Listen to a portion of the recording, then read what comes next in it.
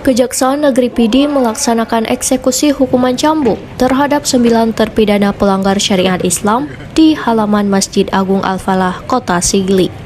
Kepala Cabang Kejaksaan Negeri PD, Yuda Utama Putra SH menyebutkan, 9 orang pelanggar syariat tersebut terdiri dari 7 terpidana maisir atau penjudi dan 2 orang terpidana zina.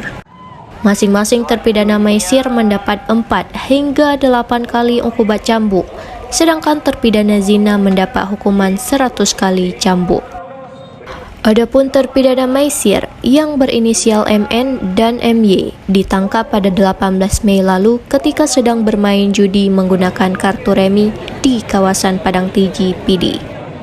Selain itu, TM, MI, KAAH, dan AM ditangkap pada 20 Juni lalu di sejumlah lokasi terpisah saat bermain judi online.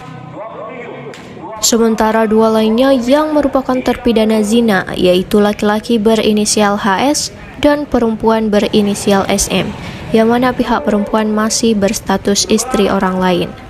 Mereka terbukti melanggar Pasal 37 Ayat 1 Kanun Aceh Nomor 6 Tahun 2014 tentang Hukum Jinayat. Berdasarkan putusan Mahkamah Syariah Sigli, HS dan SM masing-masing mendapat hukuman 100 kali cambuk.